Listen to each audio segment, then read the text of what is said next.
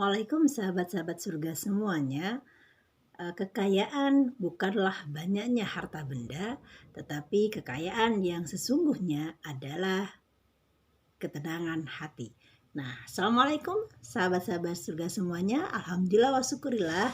Hari ini tepatnya hari Selasa, tanggal 1 Maret 2022, kita dapat bertemu di momen yang begitu spesial ini dalam acara kajian bersama Magnet Rezeki, Koordinator Daerah Tapal Kuda.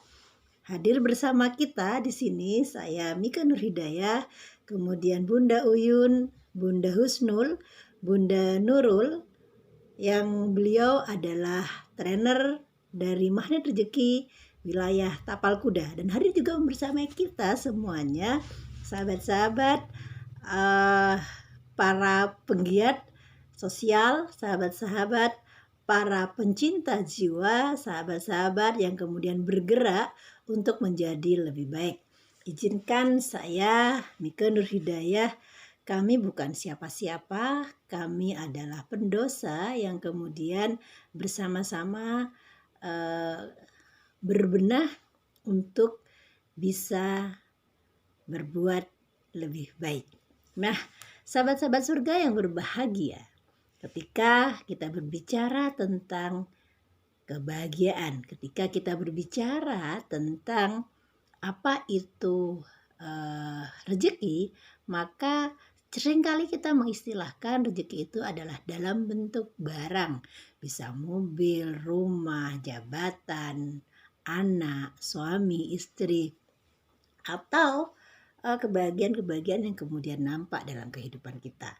Nah, ketika kita istilahkan rezeki-rezeki tadi dalam bentuk atau kita jadikan rezeki-rezeki itu dengan sebuah sebutan kupu-kupu, maka ternyata dalam kehidupan kita sehari-hari kita diberi tugas oleh guru-guru kita, oleh orang tua kita. Ayo nak, kita sekolah. Kenapa saya harus sekolah, Bu? Agar pintar. Kenapa saya harus pintar? Agar nanti bisa bekerja. Ketika bekerja punya penghasilan, kemudian bisa menikah, punya anak, bisa memberikan biaya pendidikan untuk anak-anak. Nah, tapi faktanya sahabat-sahabat, ketika kita kemudian mengumpulkan atau mengejar kupu-kupu atau mengejar rezeki tersebut, akhirnya ada titik di mana kita kemudian merasakan ternyata kekayaan bukan itu sebenarnya. Nah, apa sebenarnya kekayaan itu? Ternyata sahabat-sahabat surga semuanya, kekayaan yang paling keren, kekayaan termahal itu adalah kekayaan termahal itu adalah ketenangan hati. Nah, ketika tadi kita istilahkan kupu-kupu, nah kita pastilah ingin kemudian mendapatkan satu kupu-kupu. Apa yang harus kita lakukan? Yang pertama kita lakukan, pastilah kita mempersiapkan jaring. Nah, jaring itu apa? Untuk kemudian menjaring kupu-kupu, sahabat-sahabat. Ketika kita kemudian menjaring kupu-kupu, kita dapat satu kupu-kupu, kita taruhlah di dalam sangkar.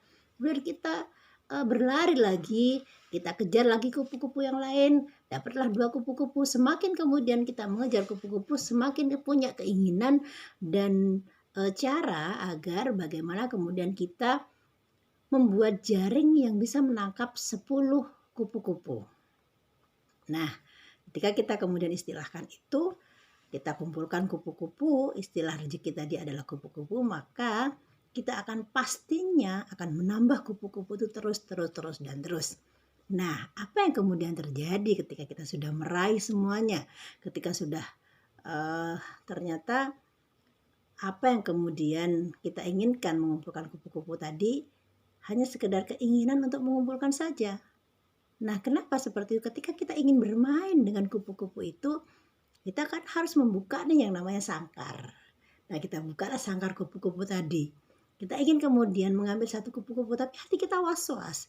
Kalau saya buka sangkarnya, maka secara otomatis kupu-kupu yang ada dalam sangkar itu pasti akan keluar. Nah, sahabat-sahabat surga, ketika kupu-kupu itu kemudian keluar, hati kita pastilah kemudian merasa tidak nyaman, tenang, galau, gelisah, kemudian sedih. Wah, sudah sekian lama saya mengumpulkan banyak, kemudian sesuatu yang kemudian saya korbankan untuk mendapatkan kupu-kupu itu. Tapi kenapa ketika saya ingin bermain dengan kupu-kupu itu, maka hati saya kemudian menjadi galau. Nah, sahabat-sahabat surga, bagaimana kemudian kalau pola ini kemudian kita ubah? Nah, jangan lagi kita kemudian mengejar kupu-kupu. Mau sampai kapan kita kejar? Semakin kita kejar, semakin kita kumpulkan, maka kita akan tidak nyaman kemudian untuk bermain dengan kupu-kupu tersebut. Caranya bagaimana? Caranya adalah sahabat-sahabat surga semuanya, caranya adalah kita bangun taman saja. Caranya bagaimana? Kalau tadi kita arahnya ke atas nih ya, ke atas. Arahnya ke atas, kita ambil jaring, kemudian kita mengejar dan sebagainya. Nah, arah yang ini kemudian kita berbalik. Kita tidak kemudian menggunakan arah yang ke atas, tapi menggunakan arah yang ke bawah. Apa arah yang ke bawah itu? Kita mulai membuat taman, sahabat-sahabat semuanya. Caranya adalah satu, kita harus kemudian, ya pasti kita punya tempat ya. Kemudian kita harus ada alat cangkul.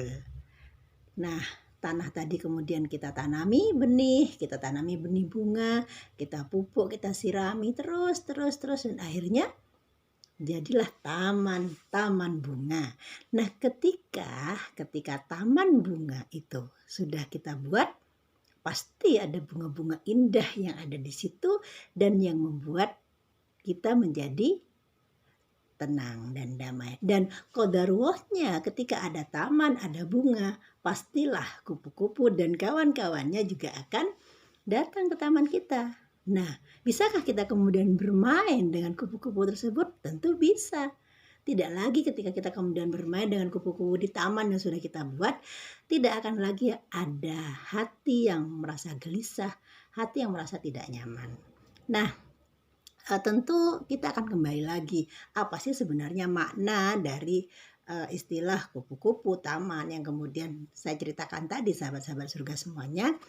Nah, ketika kita menginginkan sebuah kekayaan yang begitu luar biasa, dan itu kekayaan yang sesungguhnya, maka yang harus kita buat terlebih dahulu adalah bagaimana hati kita. Hati itu adalah, kalau saya mengistilahkan, adalah rumah kita, sahabat-sahabat surga.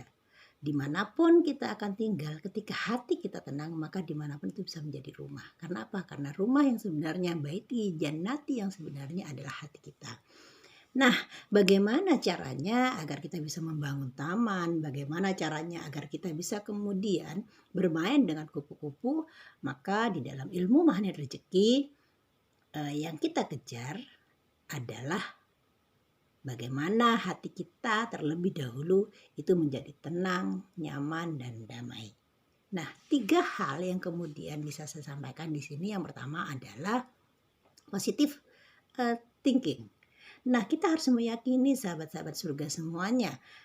Nah, kenapa kemudian judul dari kajian rutin selama 41 hari ini kami beri judul, teman-teman Korda Jawa Timur, teman-teman Korda Tapal Kuda di bawah naungan Korwil Jawa Timur, ini di sini memberikan inisiasi 41 hari mencari cintanya menuju Ramadan. Nah, semoga di 41 hari ini kami istiqomah, sahabat-sahabat surga, dalam memberikan kajian ini. Untuk apa? Yang pertama tentu untuk ngecas. Nah, ngecas itu kita berbagi ya, agar hati kita yang kemudian merasa tenang, nyaman, dan damai. Nah, positive thinking itu mengajarkan kita untuk kemudian meyakini bahwa semua yang terjadi dalam kehidupan kita ini sudah Allah atur sedemikian rupa, dan insya Allah ini yang terbaik dari Tuhan kita. Skenario manusia bisa seindah apapun, tapi ternyata skenario manusia itu hanyalah sekedar skenario yang insya Allah akan lebih indah jika kita mengetahui bahwa Allah sudah siapkan semuanya. Entah itu perbuatan nyaman, tidak nyaman, maka yakini dan paksakan bahwa itu adalah yang terbaik. Setidak nyaman apapun, hati kita yakinkan dan ubah polanya. Ya Allah, ini adalah yang terbaik darimu, husnudon billah. Nah, yang kedua, sahabat-sahabat surga, husnudon billah yang kedua, Penjelasannya singkat ya Bun ya? Ya iya singkat karena ini di awal materi kita hanya akan memberikan materi 15 menit dan akan dikupas tuntas sebenarnya 3 yang saya sampaikan tadi itu 3 cara agar mendapatkan ketenangan hati akan kita bahas tuntas di sesi training, privat training Mahain Rezeki ya. Tapi insya Allah selama 41 hari ini kita akan istiqomah untuk kemudian belajar bersama. Semoga Allah ridho.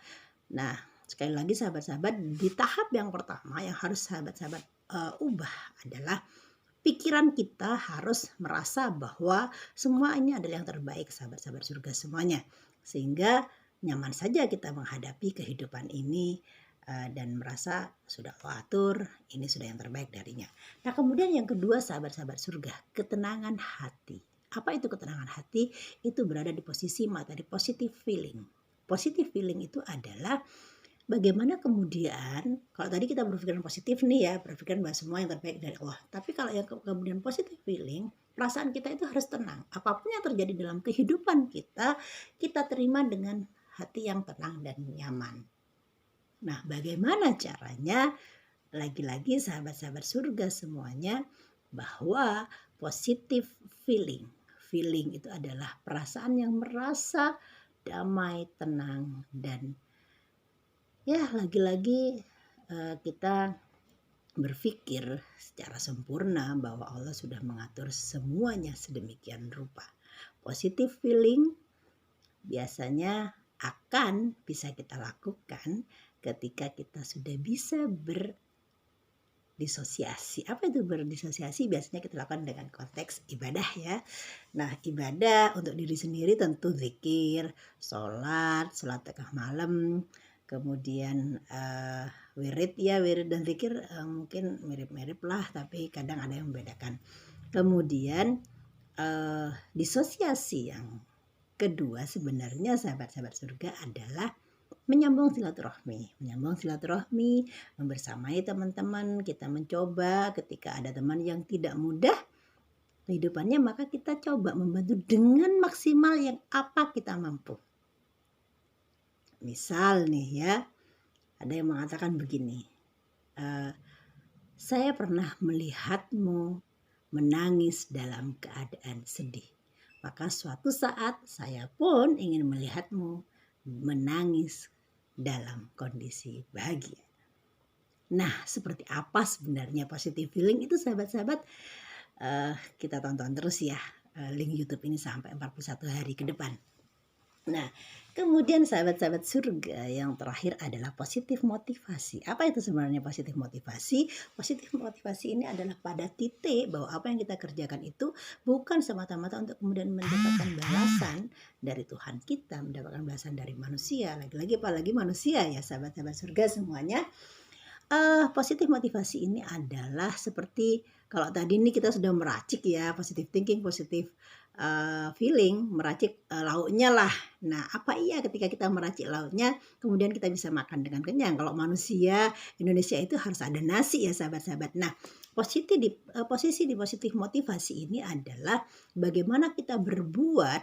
Ini ada nanti ada speedometernya yang keren. Ketika ini bersedih nanti ada di titik mana, kemudian apakah -4, 5 dan lain sebagainya. Nah, titik keajaiban itu ada ketika kita memahami sahabat-sahabat surga semuanya bahwa apa yang kita lakukan itu adalah untuk kepentingan orang banyak. Pengabdian. Kita harus berada di posisi level +6, di mana +6 itu adalah pengabdian. Kita harus melakukan semuanya itu untuk kepentingan orang banyak. Kita meluaskan niat kita bahwa apa yang kita lakukan bukan hanya untuk kepentingan pribadi. Sekali lagi sahabat-sahabat surga, ada 3 jurus ya. Yang pertama, positive thinking, bahwa pikiran kita harus selalu berpikir positif. Kemudian yang kedua, positive feeling, perasaan kita juga harus tenang, damai. Nah, di posisi tenang dan damai ini seperti ini sahabat-sahabat. Ketika kita kehilangan Mas Antam 1 kilo misalnya, nah tiba-tiba hati kita, ya Allah, sudahlah, ini adalah yang terbaik darimu, insya Allah ada yang jaga. Maka Allah akan mengutus malaikat untuk menjaga Mas Antam tadi. Tapi ketika kemudian kita gerusa-gerusu, ya Allah, iyakah ada di sana, jangan-jangan sudah diambil, maka Allah akan menyuruh entah malaikat atau lain lah yang kemudian hai manusia itu ada Mas Antam, silahkan ambil. Nah, ketika hati deg-degan, maka rezeki itu akan hilang. Nah, yang terakhir positif motivasi. Siap, sahabat-sahabat surga semuanya, itu materi awal pembuka dari kami. Semoga kita bisa bersama kemudian menikmati kajian 41 hari Magnet Rezeki yang diadakan oleh Korda Tapal Kuda. Semoga keajaiban itu juga hadir dalam kehidupan sahabat-sahabat semuanya, karena keajaiban itu ada bagi mereka yang percaya, dan saya memilih untuk percaya. Sekian, terima kasih dari saya. Wallahul muwaffiq ila aqwamit thoriq. Wassalamualaikum warahmatullahi wabarakatuh. Sahabatmu Mike Nur Hidayah.